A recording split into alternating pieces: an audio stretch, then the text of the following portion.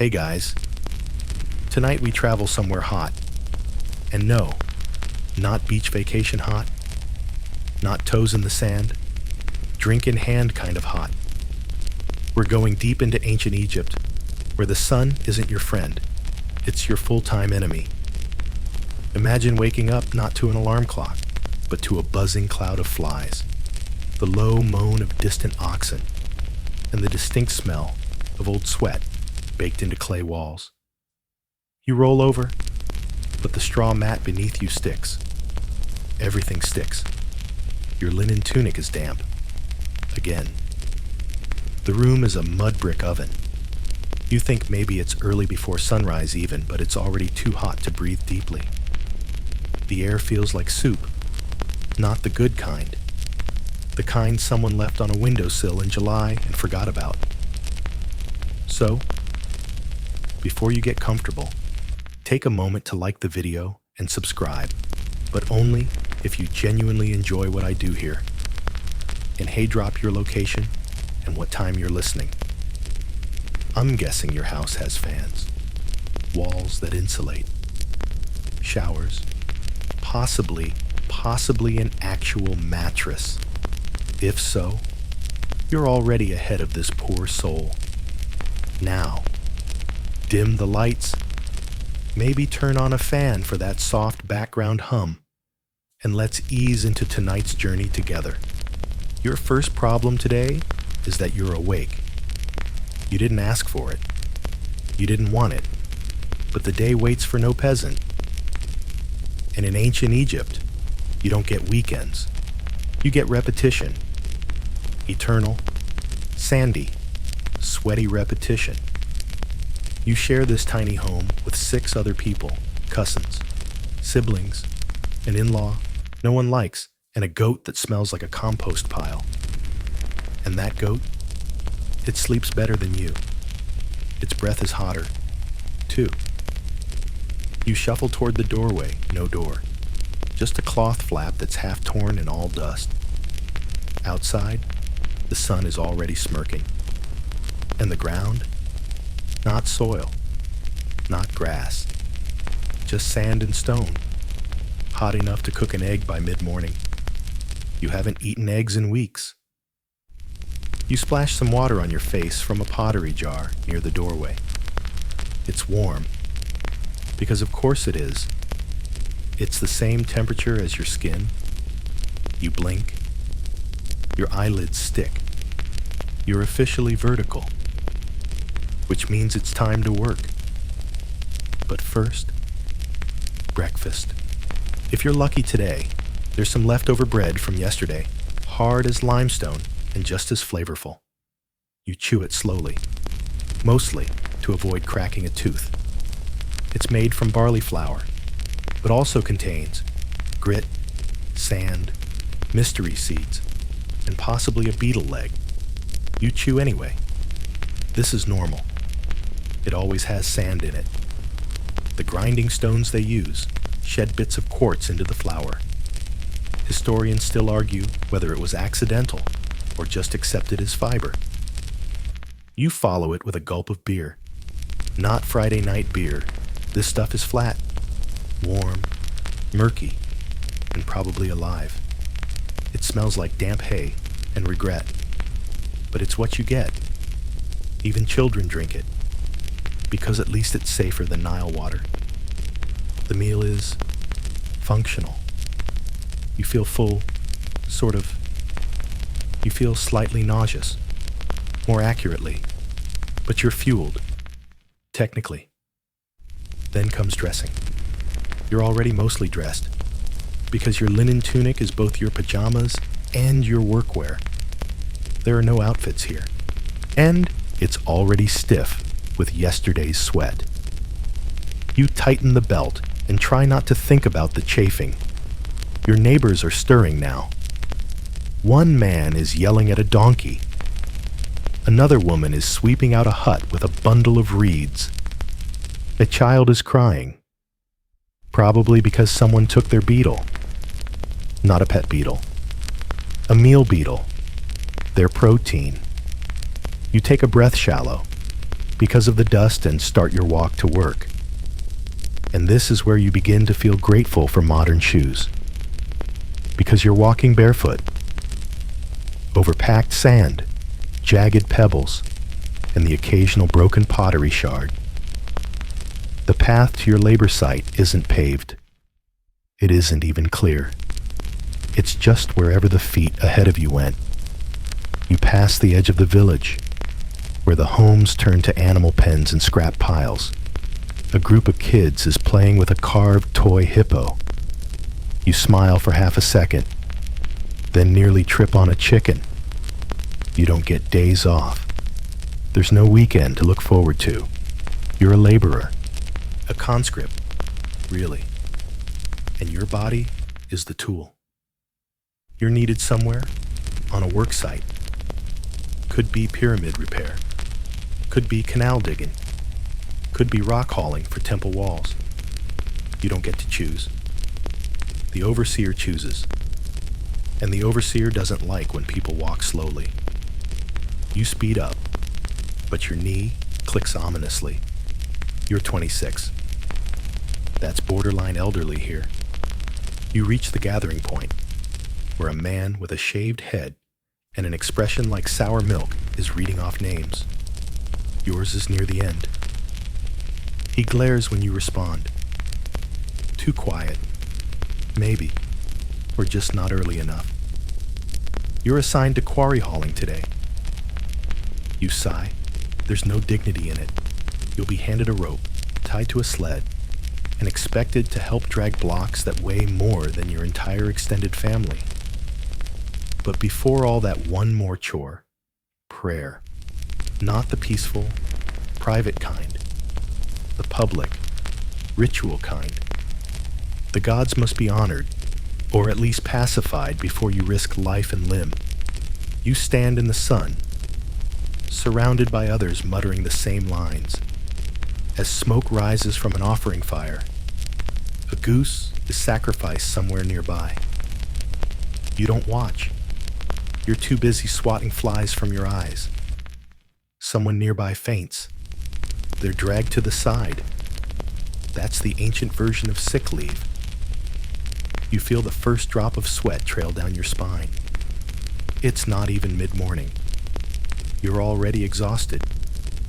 And your real workday hasn't even begun.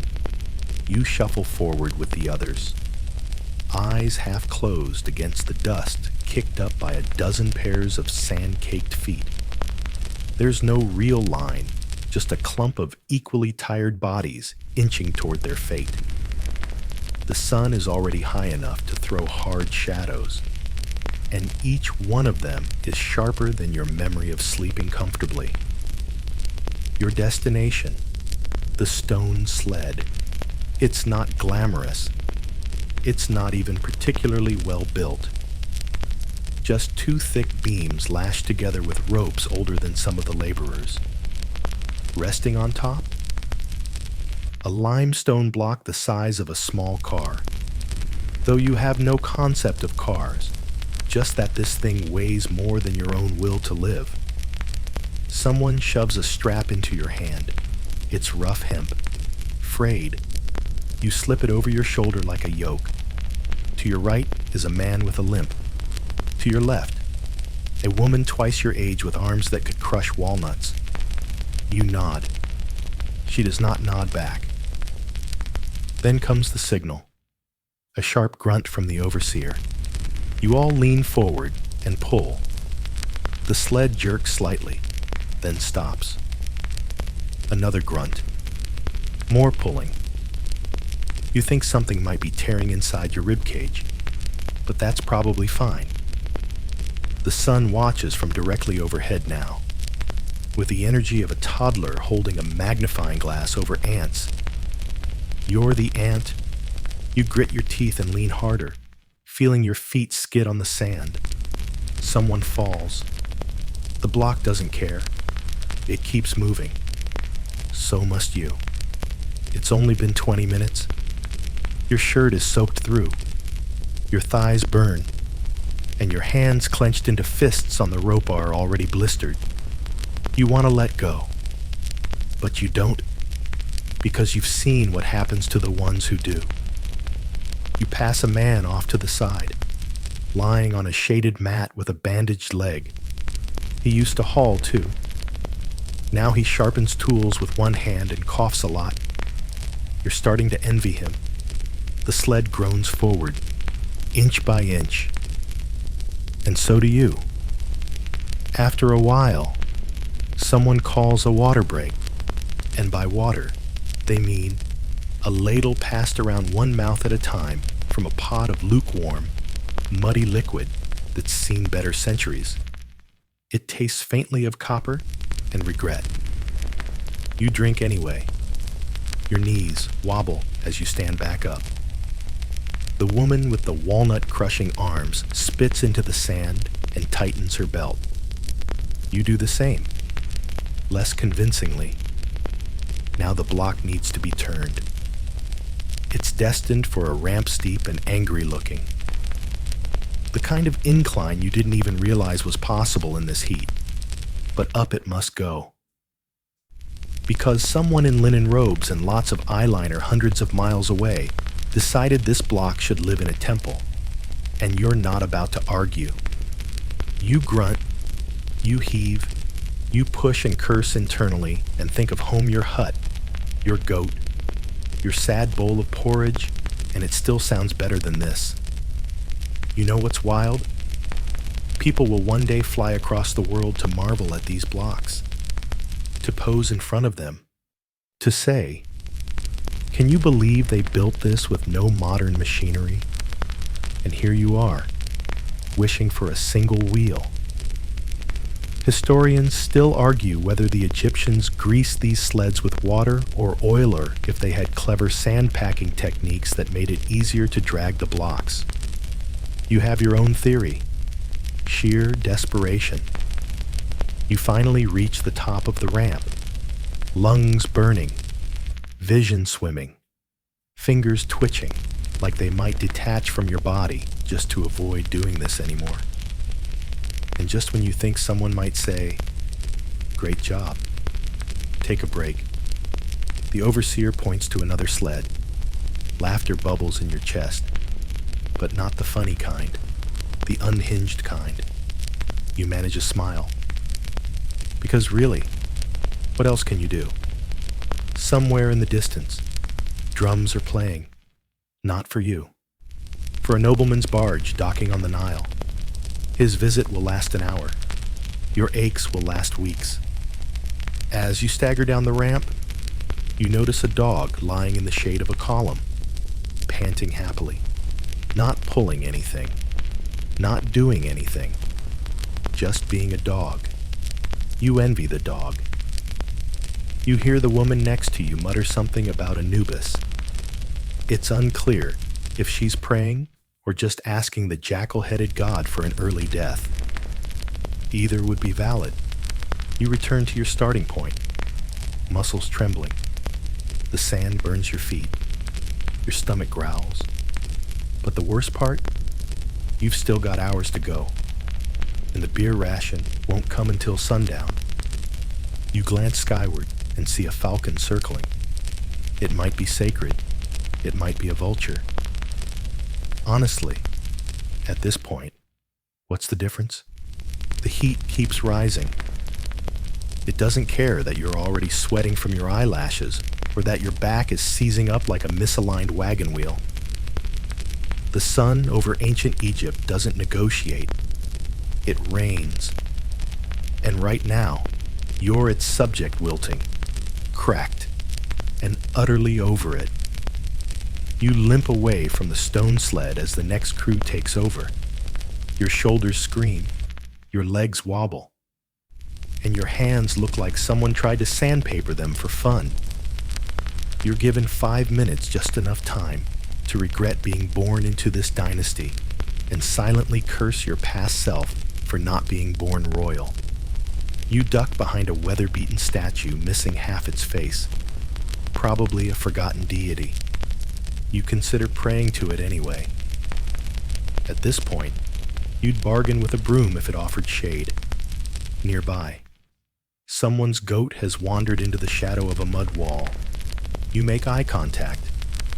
The goat looks more relaxed than you've ever been. Its fur is tangled. Its breath smells like straw and mildew. And yet somehow it's living better than you. Probably doesn't pay taxes either. You sigh, then choke slightly on a mouthful of dust. Time to head back. Today's task is over, but your walk home? That's just another punishment.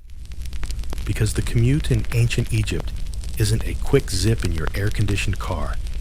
No podcasts, no traffic lights, just burning sand, unpredictable livestock, and the occasional death trap with scales and a tail.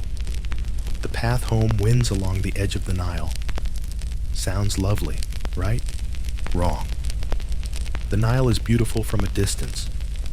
Up close, it's teeming with bugs, reed thickets, and one wrong step away from becoming crocodile lunch. You don't go near the water unless you have to. And today, unfortunately, you do. You've been told to collect a jar of water. Not drinking water heavens, no. That's for the wealthy or the blessed. This is ritual water, washing water, laundry water. Who knows? You're not the scholar in the family. You just do what you're told. The jar they gave you is almost as tall as your torso and weighs about the same as a fat toddler. You lug it down to the riverbank and step cautiously onto the cracked, reedy mud. The mud squelches up between your toes like something alive.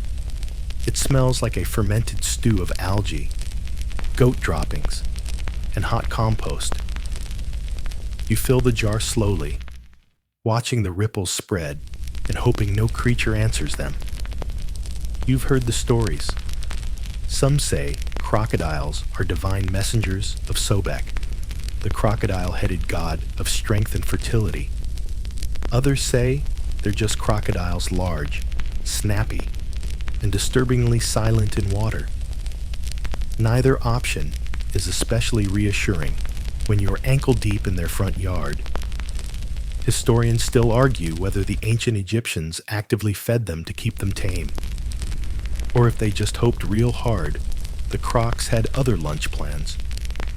You'd prefer the latter. Thanks. You fill the jar to the brim, muscles twitching under its weight. As you lift it onto your hip, a rustle in the reeds freezes your blood. You spin. Nothing. Then again. It could have been anything. A lizard, a snake, a very determined fish. Or Sobek himself saying, "Too slow, peasant." You shuffle away, jar in arms, spine rigid as a wooden staff. Every step back up the slope is a challenge. The sun beams directly into your eyes now, as if personally offended by your attempt to survive the day. The path home is narrow and uneven. You pass 2 ox carts stuck in the sand. The drivers are arguing loudly, swatting at their animals and each other. One of them holds a staff taller than you. You look away. A dust devil spirals past your legs, just enough to coat your calves in gritty powder. Your sweat makes it stick like ancient glue. At one point, you step in something soft and indescribable. You do not investigate. If it didn't bite you, it's not worth worrying about. You finally reach the outer edge of your village, which today smells like sun-ripened manure, overcooked fish, and disappointment. The familiar perfume of home. You dodge a herd of goats, 3 barefoot children, and a woman balancing a basket on her head like it's nothing. She gives you a pitying look. You nearly drop your jar, tripping over a rogue chicken. The chicken does not apologize. Inside your hut, it's only marginally cooler. That's because the sun now hits the other wall. You set the jar down with a grunt and collapse onto your straw mat like a felled tree. You stare at the ceiling, It stares back cracked, spider-webbed, and gently flaking clay onto your sweaty forehead. The goat snorts at you, unimpressed. The baby next door starts wailing. Again, and someone is loudly coughing in the far corner of the house. That's new, or louder. You can't tell anymore. Either way, you hope it's not contagious, but you're too tired to move. Your mother passes you a cloth soaked in something herbal. She says it'll help your blisters. You don't ask what's in it. You press it to your hand and hiss. The sting is real. So is the relief. It smells like garlic, mud, and possibly crushed beetle. But honestly, that's not the worst thing you've smelled today. Then comes your favorite moment of the day. That brief 5-minute window between collapsing and being summoned again for something else. You close your eyes.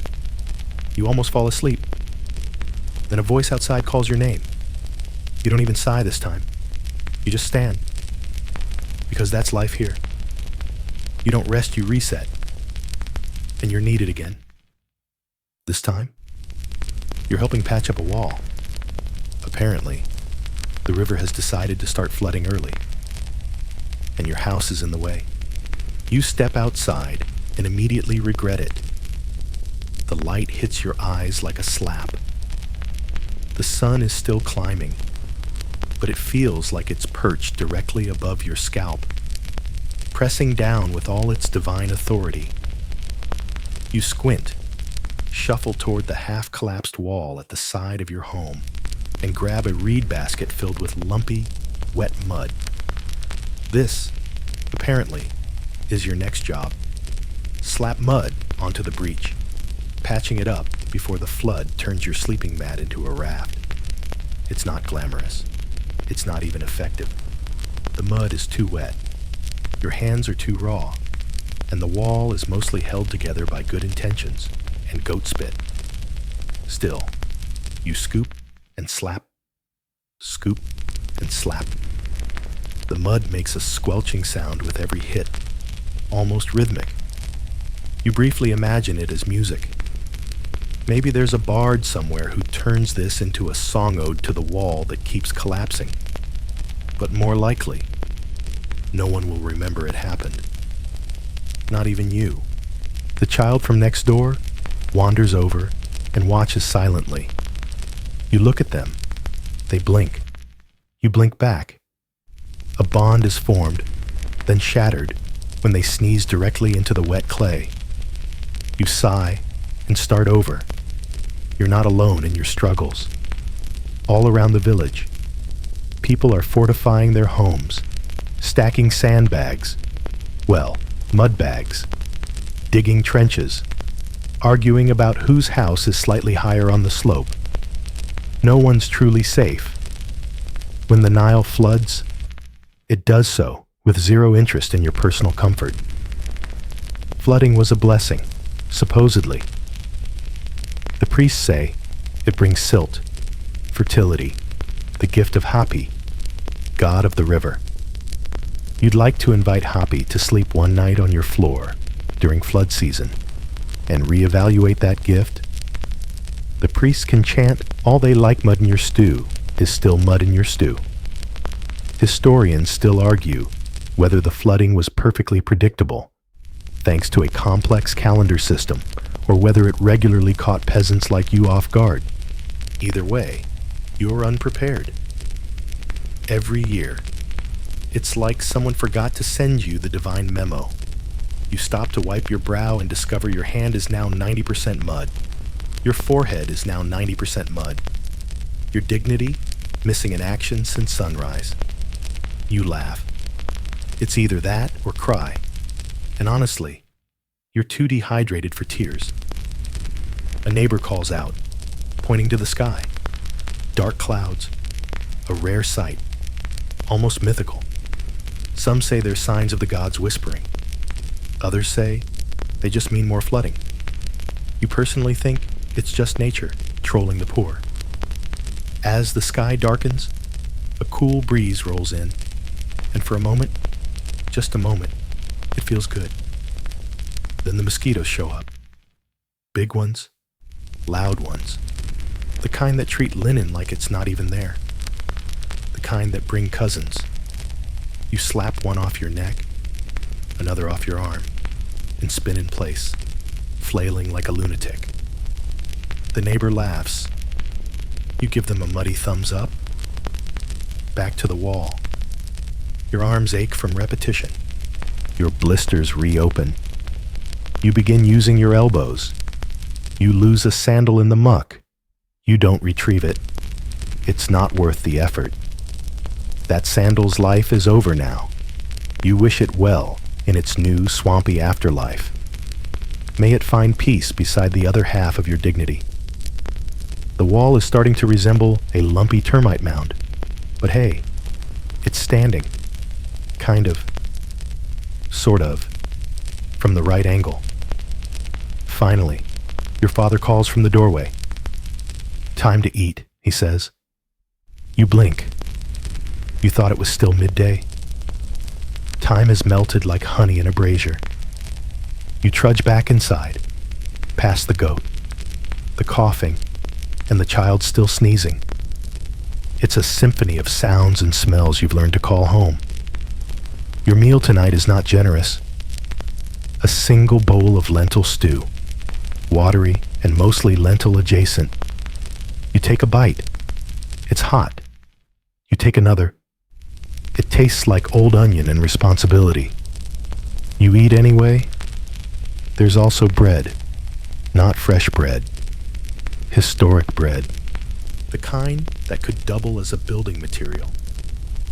You try not to chip a tooth. The outer crust is about as forgiving as a temple guard. You chew cautiously, hoping your molars survive. Your uncle across the room farts loudly. No one reacts. That's how normal it is. You sit cross-legged, bowl in hand, and listen to the evening sounds. Goats bleating, babies crying, someone arguing about grain rations. The mood is not festive, but it is routine. And routine, in its own way, is comforting. Like knowing exactly how miserable you'll be tomorrow. Your mother starts praying aloud to Taweret, the goddess of childbirth and home protection. You're not pregnant. But at this point, you'll take any protection against floods, mosquitoes, grain taxes, or just Mondays in general. Your cousin insists on reading fortunes from shell patterns. You humor her. The shells say tomorrow will be wet and unpleasant. You nod. Sounds accurate. You finish the last of your stew and lean back against the wall, the new patchwork wall, which is still dripping slightly, but holding up. For now, you rest your head and close your eyes, listening to it creak and sigh like an old man with indigestion. A breeze enters through the cracked roof. It's full of dust and ash, but hay airflow is airflow. Your younger sibling crawls over and falls asleep on your arm. You let them. Their head is hot and smells like onions. You don't mind. It's nice. It reminds you why you keep doing all this. Because as awful as it is, it's yours. And compared to disease, famine, or being drafted to dig another canal in a city you've never seen, this life, this cramped, smelly, goat-scented life is almost tolerable. Almost. You glance outside one last time before closing the cloth flap. The river is rising. You lie down again and try not to think about tomorrow's mud. You wake up coughing, not a polite, throat-clearing kind of cough. This one rattles your ribs and leaves your tongue coated in dust. The hut is damp, and the air smells like wet straw, clay, and goat. Always goat. You sit up, eyes half open, and notice two things. The patchwork wall is still holding barely, and your feet are already cold because the floor is starting to soak. Yep, the floodwater has arrived. It crept in sometime before dawn, like an uninvited relative. Quiet but impossible to ignore once it starts borrowing your blankets. You poke at the edge of the mat with your toe and wince. Soaked, you stumble up, trying not to wake your little brother, still clinging to your arm like a sleepy barnacle. He murmurs something, in his sleep, possibly your name, possibly the name of a particularly annoying chicken. You gently shift him off and step over the others, still asleep in the room. One adult is snoring like a broken bellows. Someone else is chewing in their sleep. You duck outside, cloth flap brushing your shoulder, and stop. The street has become a swamp. The thin dirt paths between homes are now shallow canals, muddy and brown, winding between reed fences and clay walls. Chickens are flapping angrily on rocks. A goat is stranded on an overturned basket, looking profoundly offended. Someone's sandals float by like tiny boats. One of them might be yours. This, they tell you, is the life-giving Nile in all its glory. You step into the water. It's cold, really cold, and slimy. There's a texture to it, like soup that's been left too long on the fire. You try not to think about what's floating in it. The priests bless this water every season. That doesn't mean it's hygienic, just sacred. You wade through the alley, shoulders hunched, holding your tunic up around your knees. A child runs past you, somehow still barefoot, gleefully splashing and laughing, like this is the best day ever. You are not laughing. A neighbor calls out to you from her doorway. She needs help moving her grain sacks. You nod, because saying no isn't a thing here. You go where you're needed, even if you're already knee-deep in someone else's problems. You reach her home, barely a hut, and help carry the grain to a slightly raised platform made of old timber. It's sagging, but better than nothing. The sacks are heavy, musty, and slick with river mist. You slip twice. She apologizes once. You're too tired to be mad. Back outside, the sky is gray and moody. Rain? Maybe. You hope not. Rain plus flood equals soggy everything, and your tunic already smells like fish glue. You trudge back home just in time to see your uncle chasing a duck with a cooking pot. Neither of them is winning. Your mother is awake now, already boiling something that smells suspiciously like yesterday's stew plus leaves. You hope the leaves were washed. You don't ask. You just sip. It's hot. That's enough. You're sent back out to dig a trench near the back wall, to redirect some of the floodwater away from your neighbors. Community effort, which means your hands in the mud again, scooping and shaping. Your nails are basically gone. Your fingers are raw. You've had spa days more relaxing than this if spa days involved dirt, insects, and occasional screaming from other houses. Halfway through, you feel something slimy brush your ankle. You leap, splash, and almost fall face first into your own trench. No one saw, thankfully. You hope it was a fish. You deeply hope it wasn't anything with legs. You pause to rest and spot your cousin across the way, trying to rescue a cat from a rooftop. The cat is having none of it.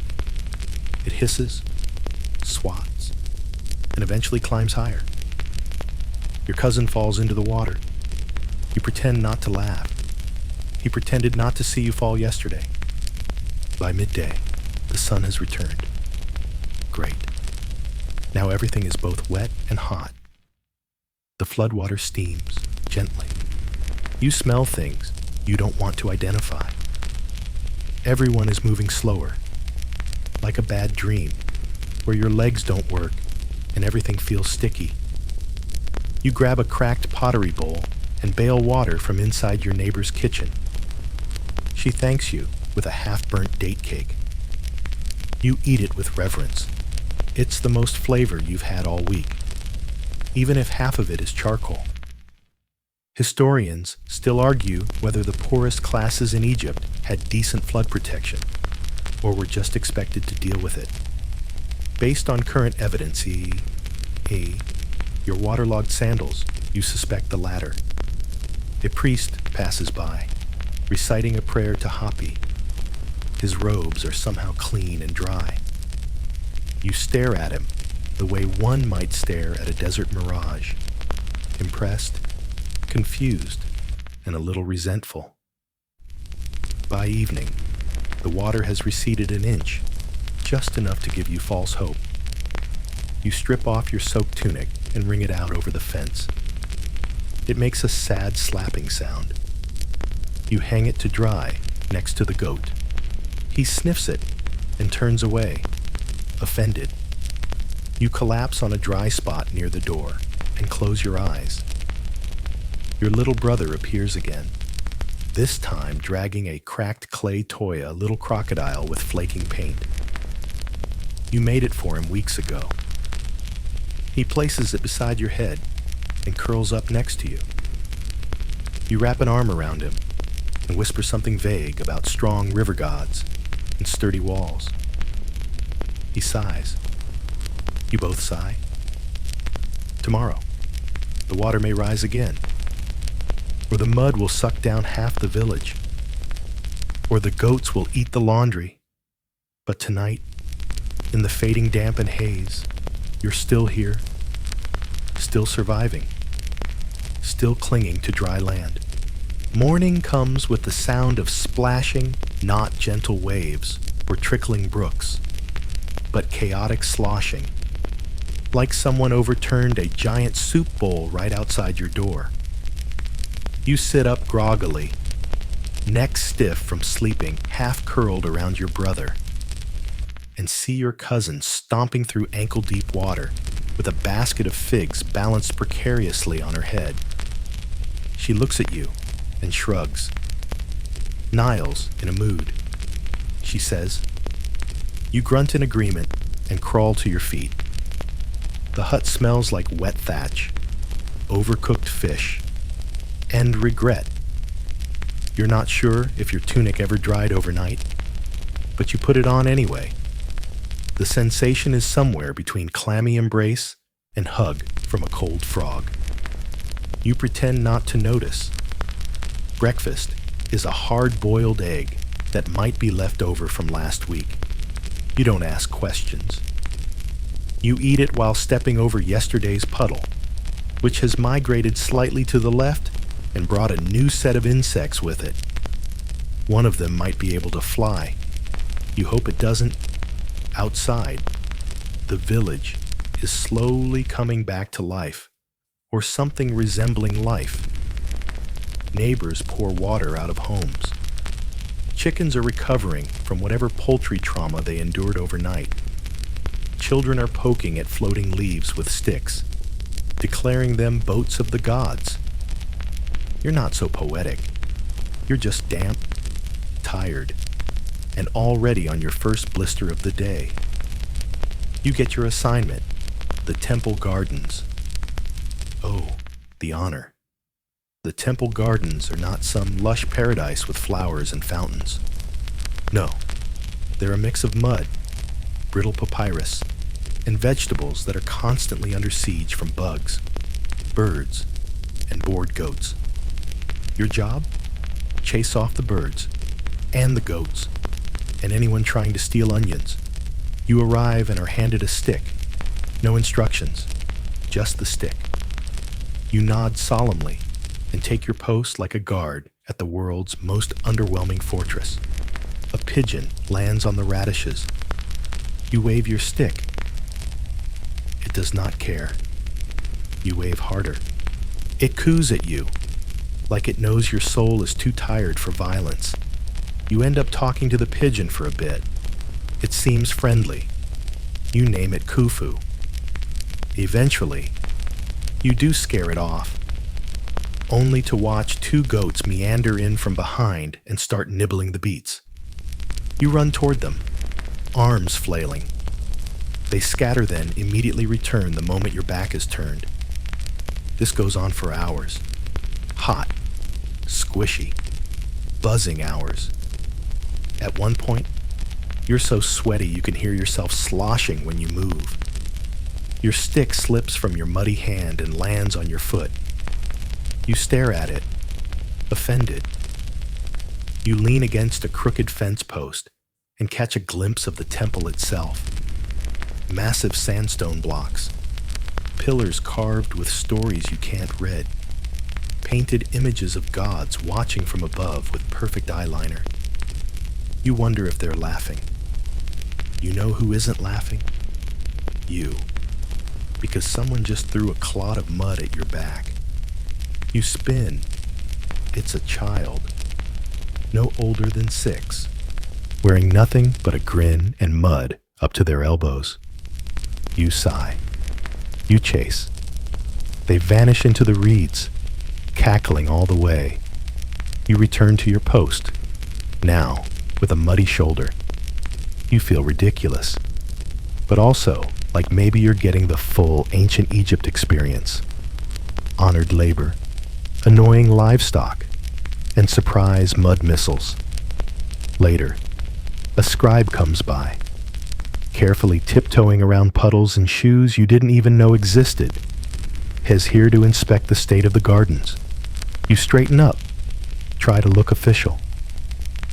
He writes something on a scroll, frowns, and walks away without a word. You're not sure if that's a compliment or a warning. You sit down on a rock that squelches underneath you. Not a rock, just more mud. You sigh. The pigeon returns. You share a few crumbs with it. It coos again. You decide Khufu is now your supervisor. He seems fair. Historians still debate how much of the agricultural maintenance was done by permanent workers versus peasants on rotation. Based on your back pain and lack of pay, you suspect the latter. By midday, your stomach is growling. You eat a handful of dried dates, half of which are mostly pit. You drink warm water from a clay flask that smells faintly like pickled onions. It's fine. You're beyond caring. The sun reaches its peak, and with it, the full orchestra of flies, buzzing with the enthusiasm of a festival crowd. You swing your stick like a lazy tennis player. They laugh and land again. Eventually, your shift ends not because anyone tells you, but because the sky starts turning orange, and a woman from the temple brings out a tiny gong and bangs it exactly once. You limp home, muddy, sunburned, and wondering if pigeons ever retire. At your doorstep, your little brother is trying to teach the goat how to bow. It's not going well. Your mother has found some wild greens and is boiling them into something edible adjacent. The hut smells sharp and sour, but at least it's hot food. You sit, remove your squelchy sandals, and watch as the steam curls up to the ceiling, where a spider has built a new web. That spider probably had a better day than you. Dinner is quiet. Exhaustion hums through your bones like a song no one remembers the lyrics to. You're too tired to move, too sticky to sleep, too itchy to sit still. Still, when your little brother curls up beside you again, and your mother places a cool cloth on your neck, you realize something strange. You're not comfortable, but you're not miserable either. There's a rhythm to this mess, a stubborn kind of peace in knowing you did what had to be done. You earned your bread. You scared off some goats. You survived Khufu the pigeon. And tomorrow, you'll do it all again. You wake up to screaming, not panicked.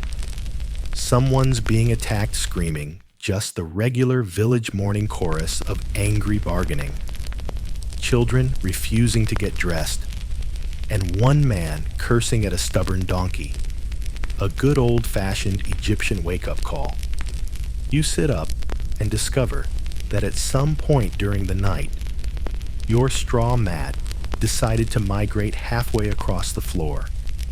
You're now curled in a corner, surrounded by a puddle, with your arm wrapped around a basket you definitely didn't fall asleep with. The goat eyes you suspiciously from your pillow? You nod, silently agreeing not to talk about it. Another day begins. You step outside, already bracing for heat, and yep, there it is. That blast of dry, ancient sun, like someone aiming a hairdryer the size of a temple directly at your face.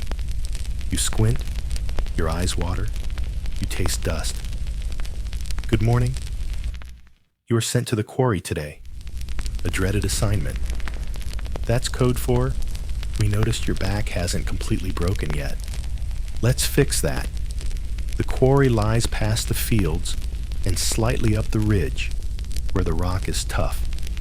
The air is still, and the tools are stone on stone. No fancy bronze for you. That's reserved for actual stonemasons and state projects. You get what looks like a chipped club and a smile that says, "Good luck." You and 5 other villagers begin hauling debris and chipping away at blocks that haven't moved in centuries. You're told to shape the limestone. You stare at it. It stares back. Nothing happens.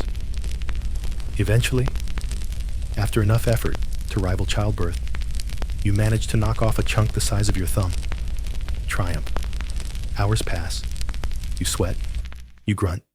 You silently question the decisions of every pharaoh who ever thought this was a good idea.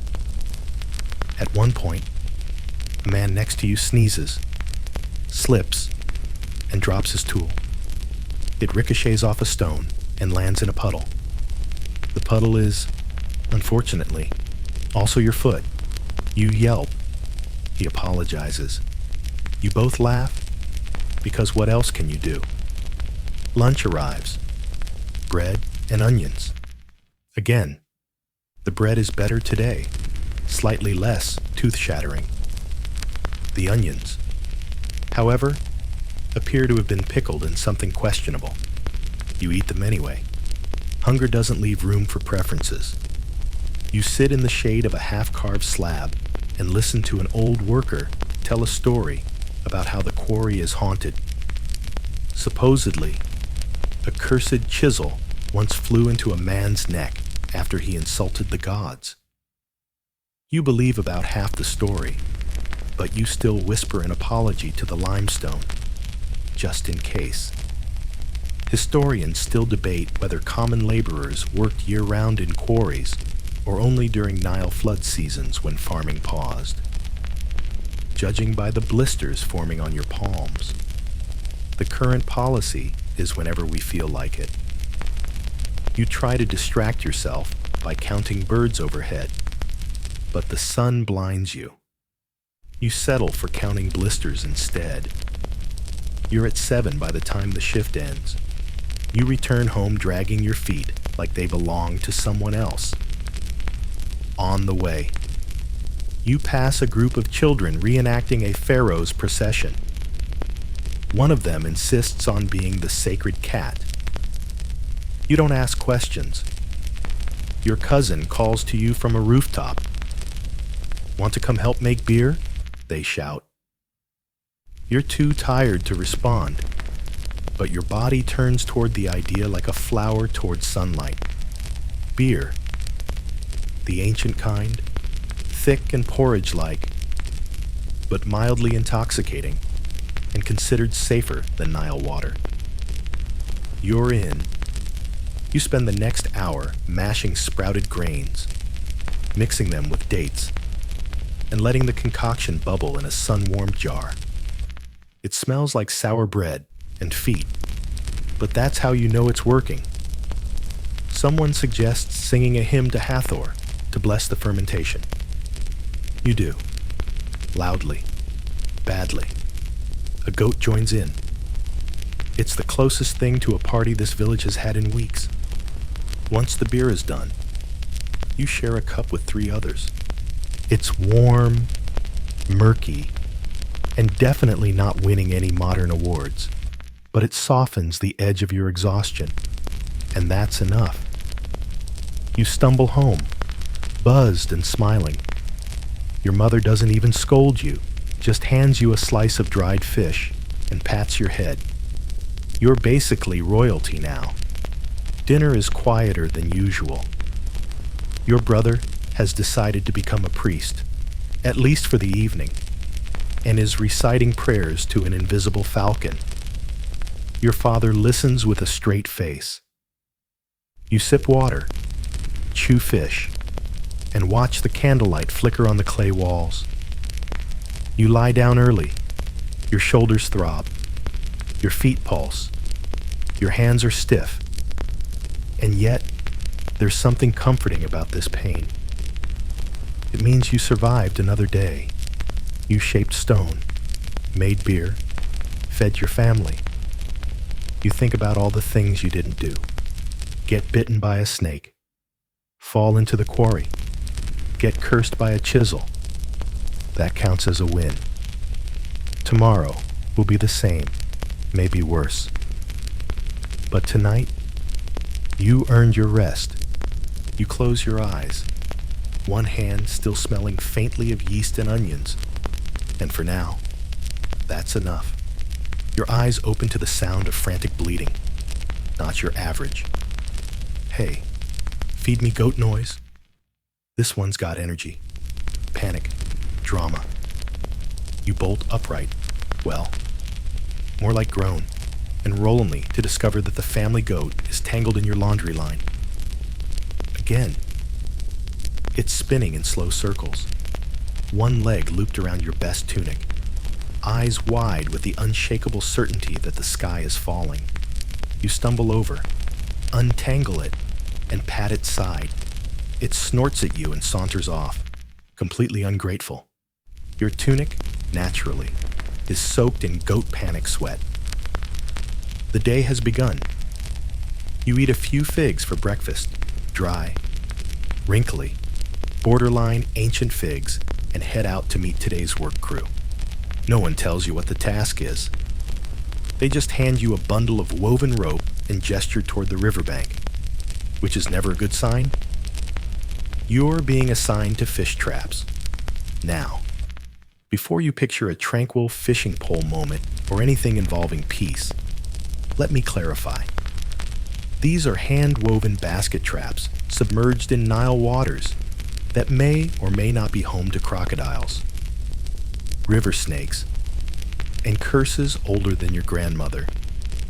The job involves wading into the water waist-deep, checking for trapped fish, and dragging back whatever unlucky creatures got stuck overnight. Simple enough, if you ignore the part where you might lose a toe. The sun hasn't even risen fully yet, but the humidity is already clinging to your skin like warm jelly. You wade in, shivering as the cold water seeps through your linen wrap.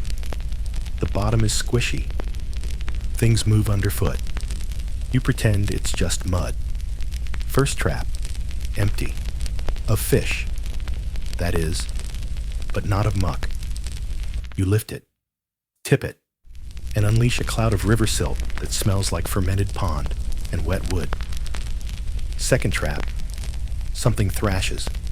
You flinch, drop it, flail, recover, and finally lift it to find a medium-sized fish angrily flapping at you like it's personally offended to be here. It smacks you in the chest with its tail. You apologize because it just seems polite. The fish goes into a basket. You keep moving. Next trap, a snake. You scream. You scream internally. You also scream externally, just to be safe. Your coworker comes over, glances, and shrugs. Harmless, they say. You stare at them. Harmless is not a category you use for anything long, wet, and coiled. You switch sections with them. No one argues. As you keep working, a A barge floats lazily by on the Nile.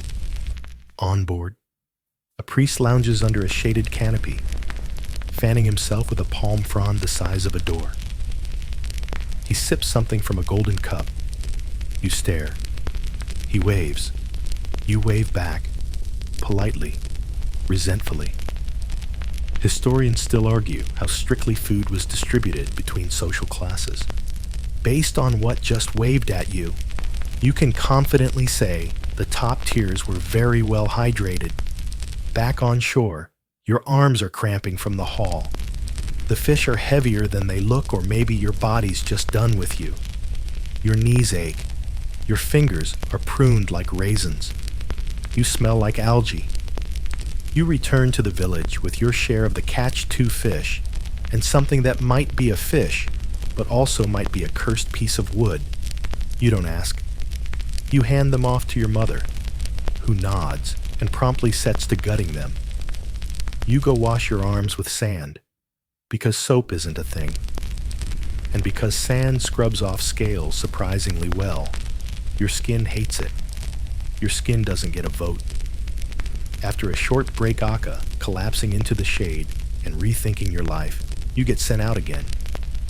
This time, it's harvesting papyrus. Oh, joy. The papyrus marshes are hot, swampy, and home to exactly 1 million biting insects. The plants themselves are tall, elegant, and determined to slice your forearms open with their fibrous edges. You march in with a curved blade and hope your immune system is paying attention today. You chop. You stack. You itch. You repeat. It's monotonous, but you get into a rhythm. Chop. Swat. Curse. Stack. Swat. Trip. Recover. Swat. At one point, you sneeze so hard you drop your blade. It sinks instantly. The marsh laughs at you. You find another, smaller blade buried in mud. It's rusted and cracked, but it'll do. You decide this is now your lucky knife. A heron lands nearby and watches you. You stare back. Seen any snakes? You ask it. It blinks. That's not a no. Eventually, the sun begins to set, turning the marsh gold and copper. It would be beautiful if you weren't so itchy. You're now roughly 40% mosquito welts. You limp back to the village with an armful of papyrus stalks and a deep desire for a bath. Not that you're getting one. Bathing means hauling more water, and your shoulders are officially on strike. Dinner is grilled, fish barely salted, slightly burnt, and the best thing you've eaten all week. Your mother wraps a poultice around your arms made of mashed mint and river clay. It stings. You pretend it doesn't. Your brother laughs at your face. You chase him with the fishtail. He screams. Everyone's happy. You sit on the floor, too sore to move, listening to someone down the road sing a love song with 2 notes and no sense of pitch. It's awful. It's wonderful. Somewhere, someone laughs. You lie down beside your brother again, who whispers that he's going to catch a god in a fish trap tomorrow. You nod. Tell him to use the lucky knife. He grins. The candle flickers. You close your eyes. You smell fish and sweat and wet reeds. You are home. Your dreams were chaotic. Something about a fish with pharaohs face lecturing you about grain rations, while a goose held court wearing a golden crown.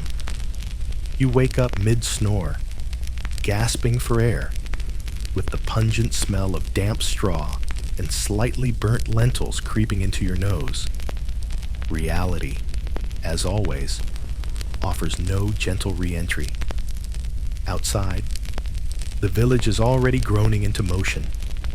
Smoke curls from morning cook fires. Dogs bark half-heartedly. And children argue about who stole whose dried fig. Someone is yelling about a missing sandal witch. considering your track record, is probably yours. Again, you stagger upright, stretch with a noise that's half yawn, half snap crackle pop, and immediately regret it. Your arms ache like you've been wrestling stone gods. Your back feels like someone replaced it with a weathered tree branch. And your legs are wobbly in that distinct, I moved too much grain yesterday kind of way. And today, you're assigned to the granary, not the sleek inner sanctum where scribes count and priests bless sacks of wheat with divine incantations. No, you get the glorious outer yard, the dusty, overrun, sun-baked landing zone where grain sacks are hauled off carts, sorted into piles, and occasionally dropped on people's toes. Congratulations. You shuffle into position alongside the other villagers, bleary-eyed and bread-crusted, waiting for the day's ox carts to arrive. The first one lumbers in, creaking like an ancient door, with a driver who looks even more miserable than the ox. The sacks are huge, coarse, and just loose enough to leak golden chaff directly into your eyes. You hoist one, barely. It groans. You groan louder. With all the grace of a sweaty hippopotamus, you stagger toward the storage pile and drop it with a thud that rattles your fillings. You repeat this process over and over. Grain, sweat, drop, sneeze, repeat. Half an hour in, one sack splits mid-haul, dumping a rainstorm of wheat across your face and tunic. You stand frozen, blinking through a mask of grain, looking like an extremely confused scarecrow at a party he didn't want to attend. A supervisor walks by, doesn't flinch, just says, "Sweep that up before the rats get it." You salute with your broom like a loyal but deeply defeated soldier. You sweep. You discover that rats are only part of the issue. The granary also hosts lizards, beetles the size of your thumb, and a goose with a vendetta. The goose has no name, at least none you dare speak aloud.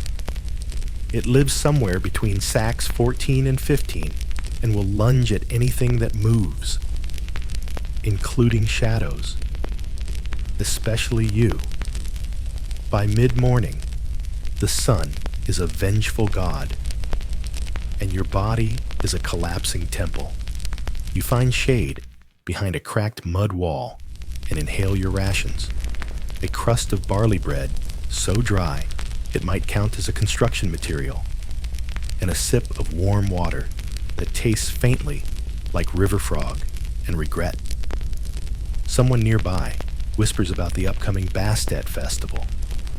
Bastet the cat goddess, protector of homes and bringer of peace. You perk up. Festivals mean music, color, fewer chores, maybe even a free meal if you stand close enough to the temple kitchens and look hungry. You mentally volunteer to sweep the entire temple courtyard if it means escaping another hour of goose combat. Your break ends. You return to sealing the outer wall of the granary with thick, sticky clay. It oozes between your fingers, gritty and sour smelling. You smooth it into cracks with wooden paddles until your hands feel like they've aged 40 years. Your tunic is now permanently tinted the color of wheat and grime. You've basically become part of the infrastructure. Your fingers start cramping. You try to lift a basket and fail. It's not even a heavy basket. You just look at it. It looks back. And for a second, you swear it's judging you. A kind elder notices and hands you a fig. No words, no explanation, just fig. You accept it with silent reverence. It's sweet, sticky, probably home to 3 ants. Still the best gift you've received all week. Historians still argue over how controlled and fair Egypt's grain distribution really was. Some claim a brilliant system linked to lunar calendars and harvest taxes. Others say it was more hope and bribes. Based on your view, squinting through sweat while someone counts a shipment with their fingers and a prayer, the second theory holds more weight. Later in the afternoon, a boy named Menes slips and tumbles backward into a half-sealed grain bin. He screams. Everyone laughs. He climbs out dusty, insulted, and swears revenge on grain itself. You high-five him with a palm covered in flour dust. Solidarity. By the time the sun begins to droop, so do you. Your arms are jelly. Your brain is mush. You long for water, shade, maybe a slightly less aggressive goose in your future.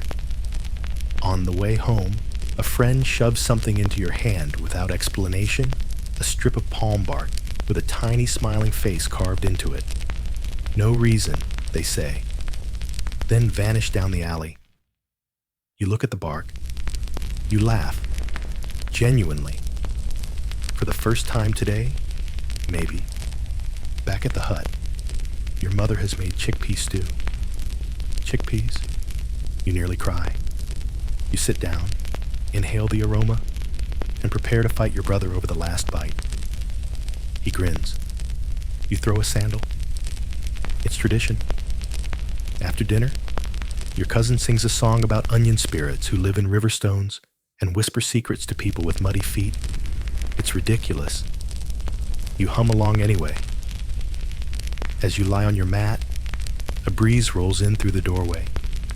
It's warm, dust-laced, but real. You stretch your legs, stare at the stars through the cracks in the thatch, and feel almost okay. You're sore, you're dusty, you smell like the inside of a grain sack, but somehow, you're content. Not because today was easy, it wasn't, but because you made it, and tomorrow, you'll do it all again. Hopefully with fewer geese. You're not entirely sure what wakes you. It could be the light creeping in through the torn reed mat that passes for a door. Or it might be the sound of your brother humming some song about crocodiles and cheese again. Either way, you're conscious now, and your spine has decided to lodge a formal complaint. Your whole body aches in new and inventive ways.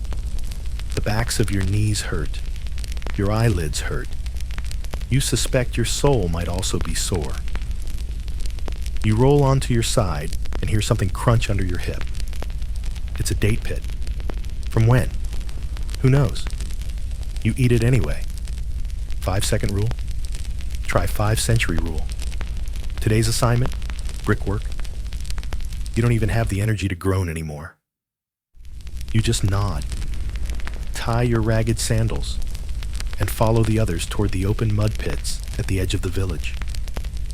There's something about the way the mud smells, earthy, sour, and vaguely like wet goat that lets you know this is going to be a long day.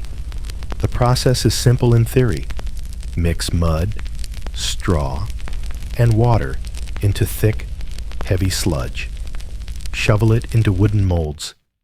Let the sun bake it into bricks. Repeat until your joints start singing funeral hymns. Simple doesn't mean easy.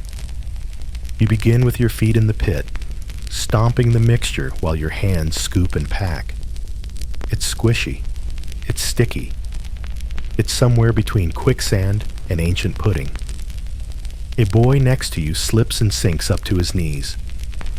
He laughs, then cries, then laughs again. You offer him your elbow and nearly fall in. 2. Solidarity. You fill mold after mold, tapping the sides to release each brick. Each one is an oddly personal victory like. Look, I made this weird dusty rectangle. Aren't I amazing? After 2 hours, your wrists are noodles and your back is whimpering. You're covered in a crust of drying clay that makes you look like a sunburned statue someone tried to restore with vinegar. A scribe walks by with a tablet under one arm, jotting things down. You peek over his shoulder and realize he's counting bricks. Your bricks. You feel weirdly proud for a second until he frowns and scratches something out. Great. What did you do? Too square? Not square enough? You wonder if bricks have a union. Historians still debate whether brickmakers in Egypt were always volunteers or sometimes conscripted during state-building projects. Based on how many people here look like, they'd rather be anywhere else, perhaps even inside a crocodile's stomach. You're guessing a bit of both. The sun climbs higher, and your mud pit starts to bake like a bread oven. The clay gets thicker, stickier. It clings to your ankles like regret. You start hallucinating shade. Someone near you claims they saw a god in the steam rising from the ground. You nod like that's perfectly normal. At the break, Bella Rock clanged loudly against a post you collapse in the least muddy corner of the field. Lunch is stale bread, a small onion, and a swig of something that might be date beer or vinegar. Either way, it wakes you up. You spend 5 minutes just staring at your hands. They're calloused, scratched, and turning a color you're not even sure exists in nature. You flex your fingers. They make a sound. That's probably fine. After lunch, you get promoted well, reassigned to the drying yard. This means stacking the bricks to cure under the sun and chasing off the occasional goose, dog, or child who thinks the rows are a playground. One girl jumps on a row and knocks over 8 bricks. You feel your soul leave your body. You restack them, muttering apologies to the mud gods. The girl watches with fascination and offers you a beetle. You thank her politely and tuck it behind your ear like a flower. She seems satisfied. A breeze kicks up. You close your eyes and soak it in. For just a second, it almost feels like you're clean, like the wind might carry away the dust in your lungs and the ache in your joints. It doesn't, but it tries. You look around at the stacks of bricks and realize this is what builds homes, temples, walls, tombs. The sludge under your nails is the backbone of a kingdom. And you, humble mud-smeared you, are part of that process. Kind of poetic. If you ignore the smell, you return to your hut caked in clay, holding your sandals in one hand like war trophies. Your brother sees you and says you look like a melted statue of Ra. You thank him. He means it as a compliment. Dinner is lentil stew with what might be a sliver of duck meat. Your mother says it was a gift from a grateful neighbor. You're not sure who would be grateful to your family, but you're too tired to question generosity. You eat with one hand, using the other to peel dry clay off your elbows. It comes off in satisfying flakes, like ancient snakeskin. Your sister says it looks like you're molting. You hiss at her. She screams. It's beautiful. That night, as you lay on your mat, limbs twitching in protest, you whisper to the ceiling, "I made 30 bricks today."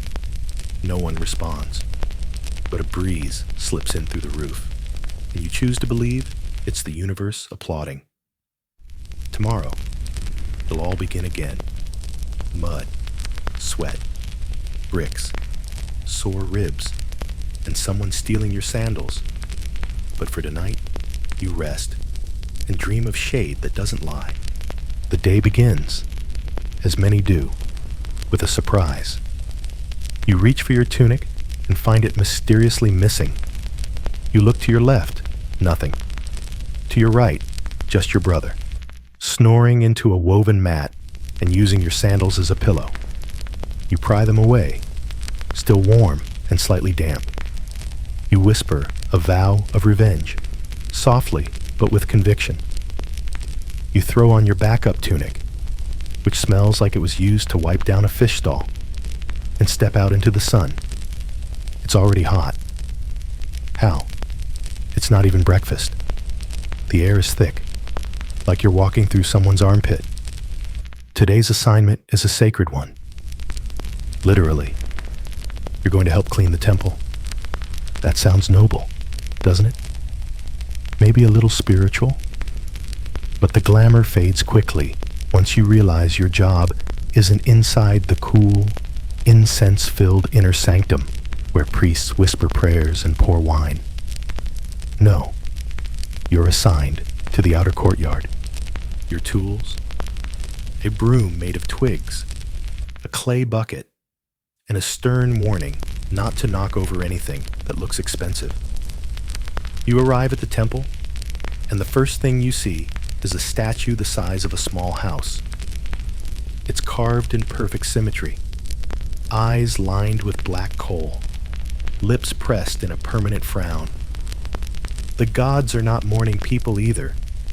Apparently, your supervisor, a man with a voice like gravel points at a corner near the offering pits, and says, "Start there." You do. There are petals everywhere. Someone spilled wine. There's a suspicious trail of honey leading to a nest of ants the size of a city-state. You sweep.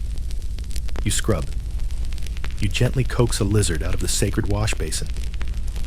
It blinks at you like you've offended its entire lineage.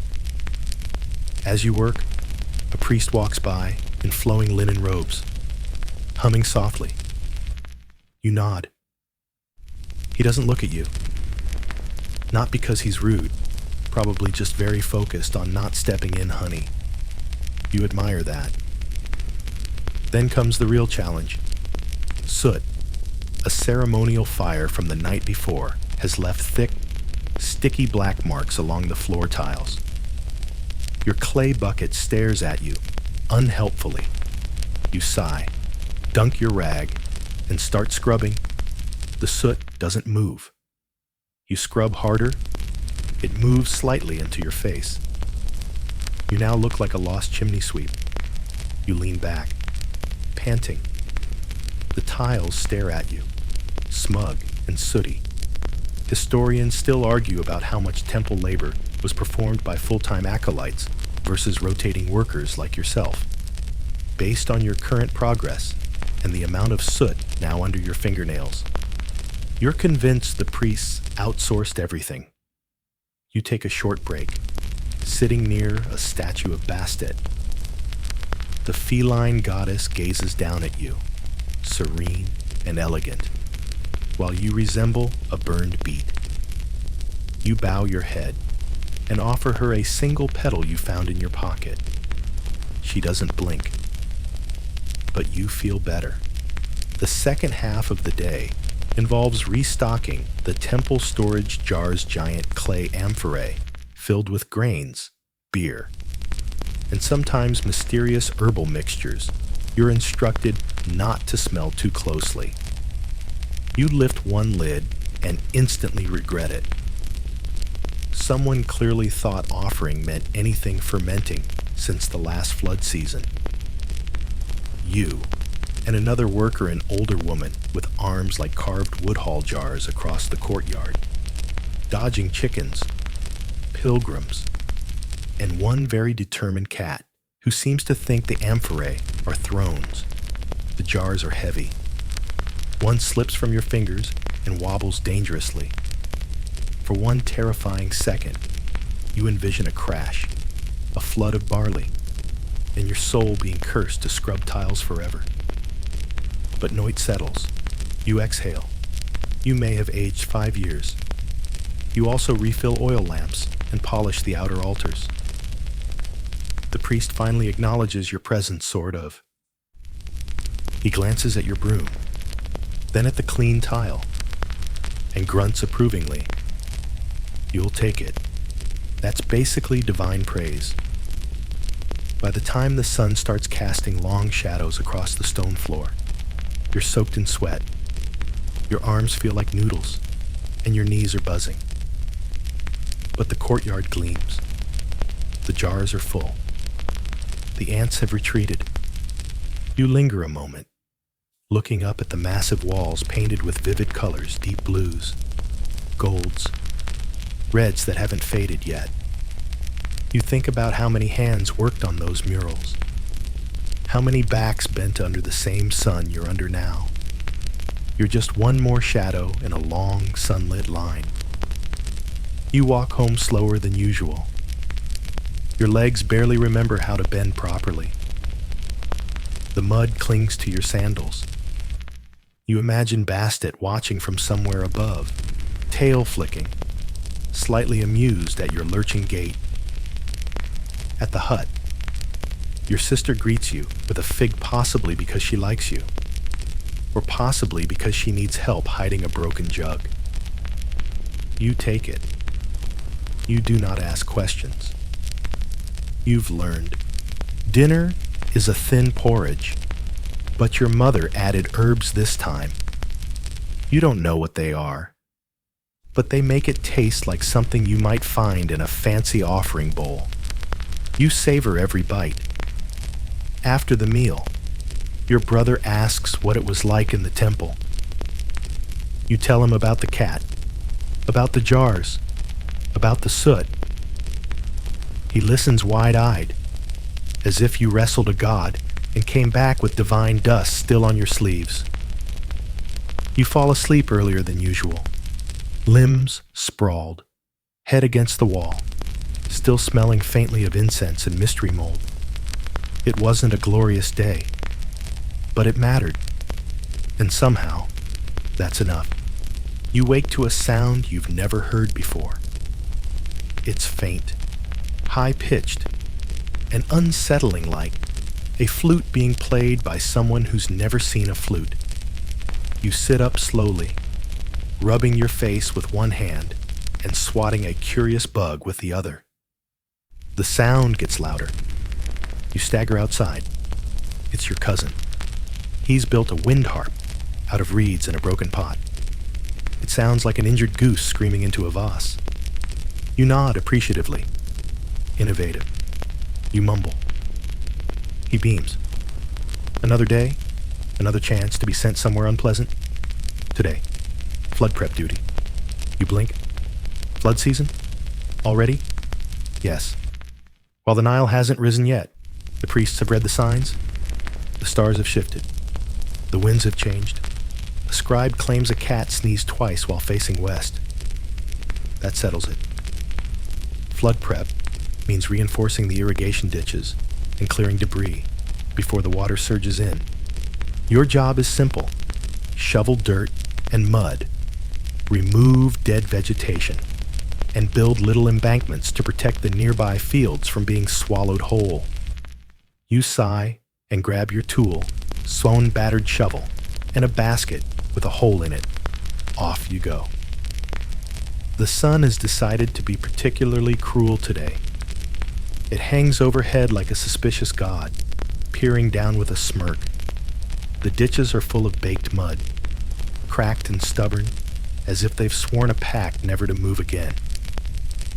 You dig anyway. Each scoop feels like you're arguing with the ground. A frog jumps out of the canal wall mid-swing and nearly gives you a heart attack. You scream. Your coworker laughs. You claim it was a spiritual gasp. She's not buying it. The work is endless. For every handful of muck you clear, 3 more seem to appear. The basket you use keeps dropping clumps along the way, creating a breadcrumb trail of your failure. Halfway through the day, you take shelter under a palm tree, sitting beside a puddle that smells faintly like fermented onions. Lunch is generous today. Someone brought leftover stew. You eat with your hands, savoring every grain of rice and scrap of lentil. It may or may not have goat in it. You decide not to ask. Your fingers are stained with dirt. Your knees ache. and your back has entered a phase of pain you describe as whimpering camel. Yet you're strangely proud. Your ditch is deeper. The field won't flood as easily now. Historians still argue whether the Nile's flooding was seen more as divine blessing or constant threat. You, covered in mud, thorns, and frog trauma, vote for a bit of both. Later in the afternoon, you move to the reservoir trench. It's meant to catch overflow and redirect water to neighboring fields. Unfortunately, it's half full of reeds and debris and smells like a compost pit for dead dreams. You wade in anyway. You use a wooden rake to drag out layers of plant gunk, old cloth, endojoya, partially mummified fish. You try not to look it in the eyes. It feels like it remembers things. Your reward? A cool breeze off the Nile. A brief, glorious, goosebump-raising gust that makes you pause and close your eyes. Just for a moment. The air smells clean. The water sparkles. The reeds sway gently. Then you step on something squishy and go back to being a mud troll. On the way back to the village, you pass a shrine, a small stone offering platform to Hapi, god of the Nile. Someone's left a bowl of dates and a lotus blossom. You whisper a prayer, not fancy, not formal. Just, please be nice this year. It seems polite. You return to find the younger kids splashing in a shallow pool near the edge of the fields. You join them briefly, sinking into the mud with a sigh so loud, even the frogs pause. You float. You breathe. Your limbs go limp like boiled carrots. One kid brings over a flat rock and declares it a king's boat. You're the oarsman. He shouts orders. You obey. You paddle slowly through 6 inches of muddy water, while 3 children cheer like you're in a royal regatta. It's absurd. It's perfect. Back home. Your mother has managed to make something with chickpeas again. You suspect divine intervention. You eat slowly, savoring each bite like it might be the last. Your sister braids your hair, even though it's mostly knots and confusion. You thank her. She pokes your forehead. Balance is restored. That night, your cousin plays the wind harp again. It still sounds terrible, but you don't mind anymore. It's a lullaby now strange, unpredictable, slightly cursed. You lie on your mat, stomach full, legs sore, and mind surprisingly quiet. The flood is coming. So is more work. But so are moments like this. And for tonight, that's enough. The first drop hits your forehead like a message from the gods. A wet, cold message. You blink awake, confused, your mat damp and your dreams still full of dancing hippos and arguing onions. Another drop follows, then another. You sit up slowly, rubbing your eyes and sniffing the air. It's raining. Not pouring. Not a storm. Just a light. Steady drizzle. The kind of rain that makes the dust whisper and the roof leak just enough to ruin breakfast. You squint at the ceiling, watching rivulets trail down the thatch and fall exactly on the one corner of your blanket you had managed to keep dry. You look over. Your brother's curled up under a bowl. Not a blanket. A literal clay bowl. You respect the hustle. Outside, the village is stirring, not with the usual grumbles about sandals or burnt porridge. There's a buzz today low and tense. You hear it in the murmurs of the neighbors, the urgent clack of walking sticks, the distant shouts from the riverbank. The Nile is rising. You throw on your tunics, still damp from yesterday's mud, and jog down the path, feet slapping against the now slick ground. There's already a crowd at the river. The water that yesterday shimmered quietly now churns, hungry and impatient. It nips at the edges of the flood walls, like a child testing boundaries. Priests are already there, huddled in white linen, muttering incantations and throwing offerings flowers, dates, honey into the current. A few wide-eyed villagers toss in personal trinkets too. A charm bracelet, a carved scarab. Someone even throws in a sandal. That one probably wasn't voluntary. You're assigned to the embankment crew. Your task? Reinforce the walls before the river decides it wants more real estate. You line up with others farmers, teenagers, even the village potter's grandmother, who's moving faster than you'd like to admit. You grab woven mats, bricks, bundles of straw tied with fraying rope. The air is thick with moisture and tension. And geese. There are always geese. Your feet slide in the slick mud as you pack materials into the wall, wedging reeds into cracks, slathering the gaps with fresh clay. The river chatters nearby, rising inch by inch. It's not just a body of water today.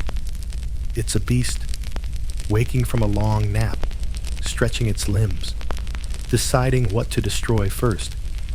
A little boy next to you hands you a stick, like it's the most important tool in the world. You nod solemnly and use it to poke at a weak patch. It snaps. The boy shrugs. It was old, he says. Wisdom, apparently, starts young. Then come the sandbags. A long chain forms dozens of villagers passing heavy, dripping bags down the line like a human conveyor belt. You take one, then another, then another. After the 6th, your arms are shaking. After the 10th, your fingers forget how to open.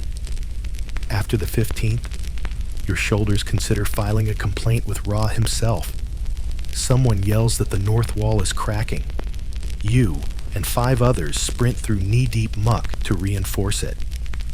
The mud clings to your legs like desperate toddlers. One guy face plants. You help him up. He thanks you by sneezing directly into your ear. The priest overseeing your section raises his arms and begins a chant. You have no idea what it means, but the rhythm gives you energy. Or maybe it's just fear. Either way, you keep working. Historians still argue whether Nile flood management was this communal and chaotic.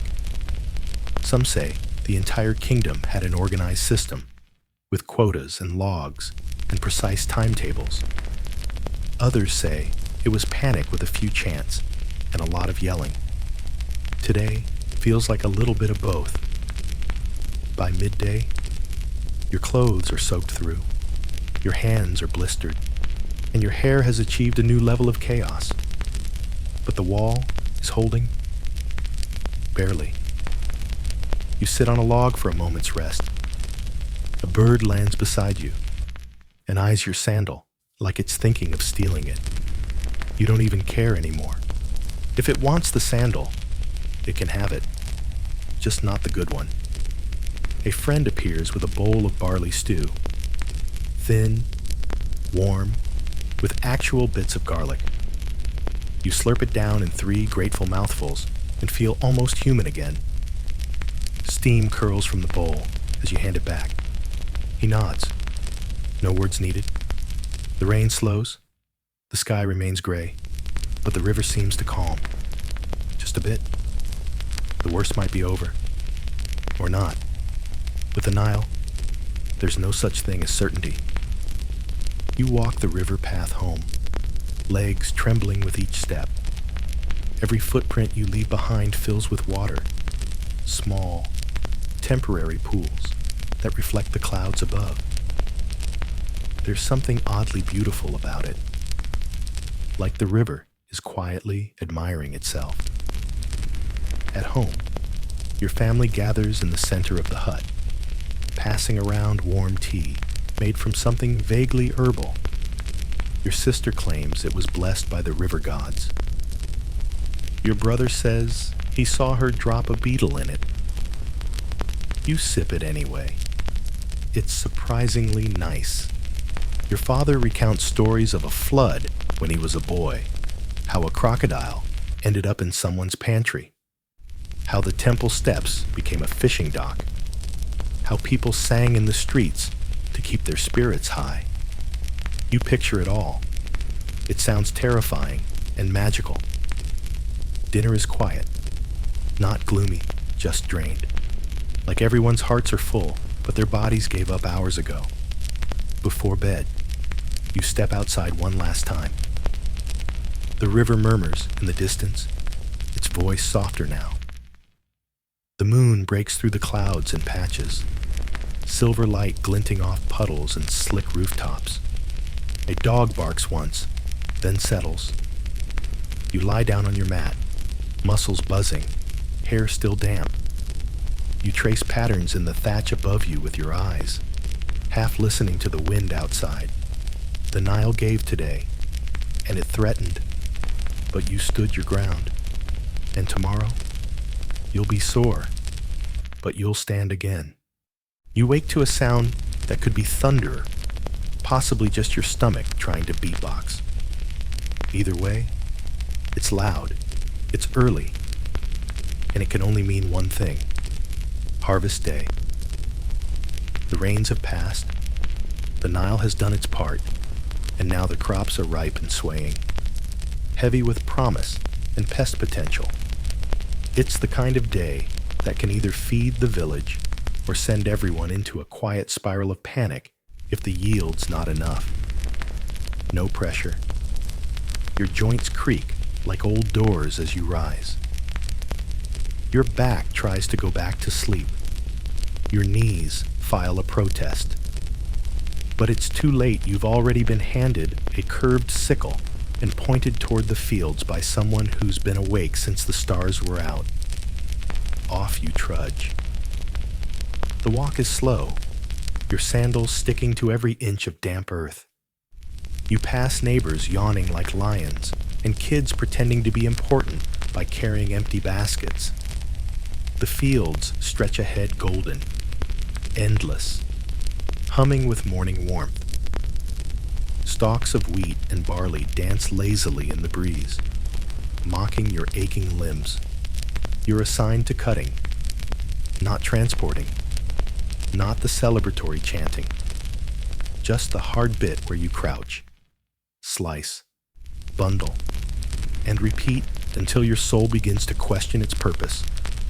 You bend, sickle in hand, and grab the first fistful of wheat. The sun's barely up, but it's already reminding you who's in charge. You slice, a whisper of stalks falling. It's oddly satisfying for about 7 minutes. Then your thighs start burning. Your palms go raw, and the sweat from your forehead drips directly into your eyes. A boy nearby tries swinging 2 sickles like some heroic farmer warrior. He clips his own basket and falls over backward. You help him up. He looks at you like you're a war veteran. You nod wisely and hand him a single blade. Repeat. Bend, slice, bundle. Repeat again. Your hands begin to blister. Your back tightens like a knotted rope. Your tunic clings to your body like a second saltier skin. You briefly envy scarecrows. They just stand there, looking terrifying and doing nothing. By mid-morning, the sun is blazing. You wrap a rag around your head, but the heat still creeps through, heavy and damp. You'd sell your neighbor's ox for some shade. Instead, you crouch behind a haystack and pretend you're inspecting the bundles. You might even nod off for a second. No one will know. Probably. Lunch is handed around.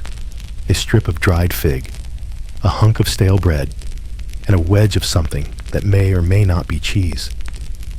You chew slowly, carefully, as if it might fight back. You sit under the nearest cart, legs outstretched, watching a bird try and fail to carry away an entire stalk.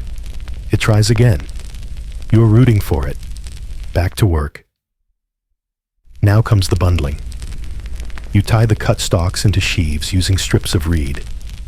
It sounds simple, until the reeds snap or slip, and your neat little bundle collapses like a tired toddler. You rebuild it. You try to make it look proud. It ends up a little lopsided. You call it rustic. Then comes the threshing. This part involves laying the sheaves on flat rock and beating them with flails wooden sticks tied with rope. It's dusty, loud, and oddly satisfying, like you're physically arguing with the wheat until it gives up its precious grain. Each swing releases more seeds. Each swing also launches more dust into your lungs. You cough, wipe your face, and carry on. A fellow worker shouts over the racket that this part is where the real harvest happens. You nod and keep swinging. He accidentally flails a chicken. The chicken squawks once and walks away like it's reconsidering its entire existence. Historians still argue over whether ancient Egyptian harvest teams followed strict state-supervised procedures or just figured it out as they went. Judging by how your cousin is now using a broken jar as a makeshift flail, you're leaning toward highly creative problem solving. Winnowing comes next. You toss the loosened grain into the air using wide, shallow baskets, letting the breeze carry away the chaff. It's elegant, when done right, when done by you. It's mostly a game of, can I not spill this all over myself? Spoiler, you can't. You now have grain in your hair, your ears, and somehow your left sandal. The work goes on. The sun starts sinking. The field looks thinner now, less wild. You look over what's been done. Dozens of sheaves piled high, baskets full. Your body aches in that deep, satisfying way that says, you survived another ancient Egyptian Tuesday. As the last loads are gathered and moved toward storage, you're handed a few loose grains by an older woman who's been working 3 times faster than you all day. This'll be beer soon, she says with a wink. You smile. You hadn't even thought that far ahead. Beer. A reward sent by the gods, assuming they also enjoy naps and carbs. You walk home slower than usual. Each step is deliberate. Every part of you is covered in dust, sweat, and something suspiciously sticky. The sun bleeds red across the sky as you pass neighbors doing the same sore, but satisfied. Your hut smells incredible. Stew, actual stew, lentils, onions, herbs, maybe even a sliver of dried meat, though that might be wishful thinking. You eat slowly, deliberately, like every bite needs a moment of silence. Your brother asks how many bundles you made. You inflate the number by at least double. He's impressed. You don't correct him. After dinner, your sister hands you something, a crown of husks woven into a delicate ring. You're the harvest king, she says, deadpan. You wear it with more dignity than it deserves. The family gathers under the stars. Someone strums a lyre with 3 strings. Others hum soft songs about good floods, lazy cows, and naughty river spirits. You don't sing, you just listen, letting the music wash over your tired limbs. You lie down, grain dust still clinging to your clothes. The stars above are impossibly sharp. The Nile, somewhere in the distance, murmurs like it's lulling the entire country to sleep. Tomorrow, more threshing, more hauling, more blisters. But tonight, you rest, crowned in husks, full of stew, proud and sore, and you sleep like someone who's truly earned it. You wake up coughing, not from smoke, or sickness, or stress, but from dust, grain dust, still clinging to your throat like a reminder of yesterday's glory. Your entire body feels like it's been gently flattened by a particularly considerate ox. Every joint cracks as you sit up, the reed mat beneath you crinkling like old papyrus. But there's no time to wallow. It's storage day, which, if you've made it this far in the harvest cycle, you know is both a celebration and a trial.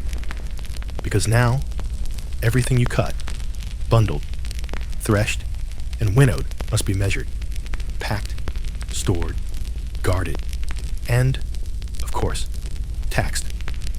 Your cousin greets you with a wink and an armload of baskets. "Let's see how much the temple graciously lets us keep this year," he says, with a smile that's mostly teeth. You walk together toward the communal granary. It's a low, wide structure made of thick mud brick, with tiny air vents and raised floors to keep pests out and spirits in. You think it looks like a giant sleeping turtle? A very judgmental turtle.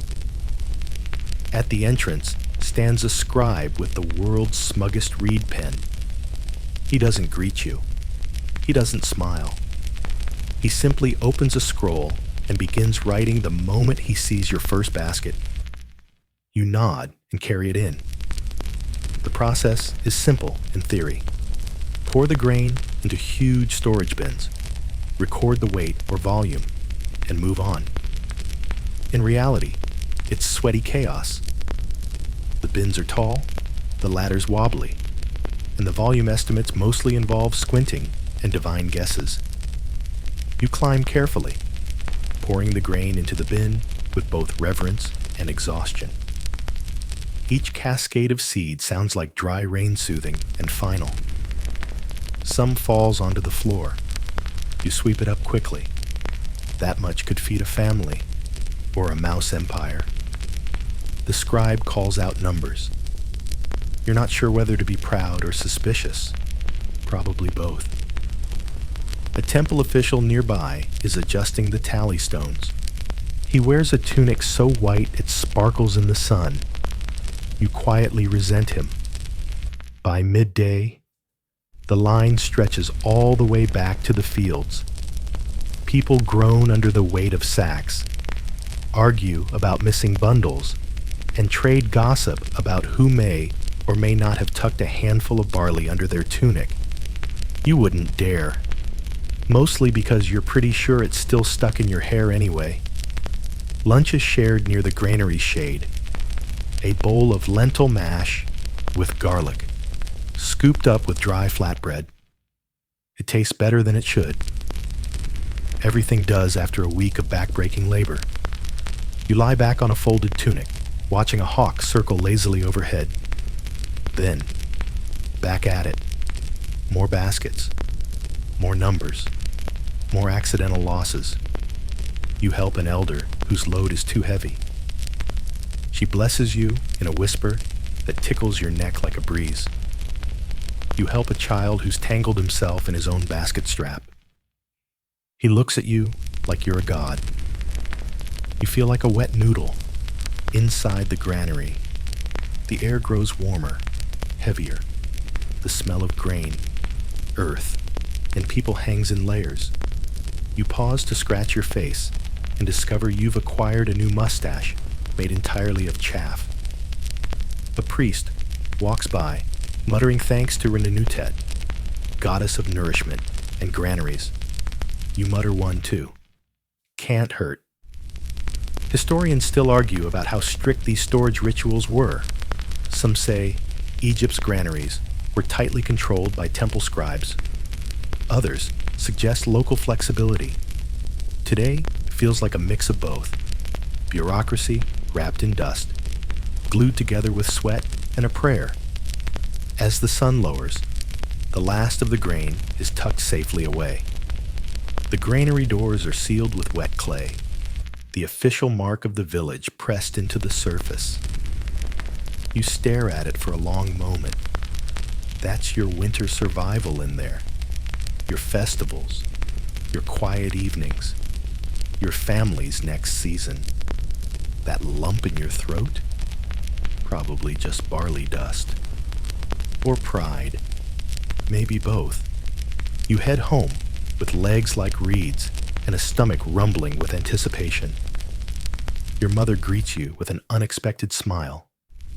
Your father is already preparing a fire for the evening meal. Tonight, there will be dancing. Yes, dancing. A simple celebration, nothing extravagant.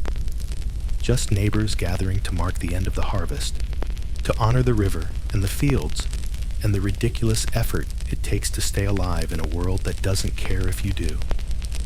There's music, a single drum, a flute, clapping, laughter that bubbles up in waves as someone tries to juggle 3 gourds and drops all of them on their own foot. Children run in circles. Teenagers show off. Elders sway gently, their movements small but full of memory. You're pulled into a circle. Someone hands you a cup of barely fermented beer, still sweet, still fizzing faintly like it hasn't quite decided what it wants to be yet. You drink. You laugh. You forget the blisters for a moment. The fire crackles. Sparks drift into the sky. The Nile is silent, resting. You sit back and watch the stars, now scattered like spilled grain across the heavens. You survive the planting, the floods, the harvest, the storage, and now you breathe. Now you rest. Now. You remember what it means to be full, not just of food, but of relief, of satisfaction, of being part of something larger than yourself, however muddy and sore and sticky that something may be. The fire fades to embers. The songs settle into soft hums, and the laughter that once echoed across the village paths now drifts off like smoke into the night. You sit with your legs stretched before you, toes caked in dried mud, chest still warm from the last sip of sweet beer, and your thoughts pleasantly blank. The stars above hang heavy and still, no longer scattered, but serene, silent witnesses to another cycle completed, another season survived. You breathe in slowly. The air smells of ash and barley, river mist, and woven straw mats. The breeze slips around your shoulders like a soft blanket, cooling what the sun left behind. Somewhere close by, a child snores gently, and even the ever-nosy geese had gone quiet for once. Your eyes grow heavier, not the sharp exhaustion of toil, but the slow sinking kind, like settling into warm water or fading into the memory of a better dream. The Nile murmurs in the distance, not demanding, not warning, just breathing, with you. And for all the aches and near starvations, the blisters and bureaucrats, the swarms of insects and the biting sun, you're here. Still. Whole. Fed. Sheltered. You think, just for a second, how lucky you are to live now, in a world with socks, bug spray, ceiling fans, and dentists. But even more, how lucky you are to be able to imagine this world before, and to tuck it gently into your thoughts as you drift. You roll onto your side. Your breath slows. The last ember in the fire winks out, and the ancient world slips away behind your closed eyes, peaceful, patient, and proud. End of story. Sweet dreams.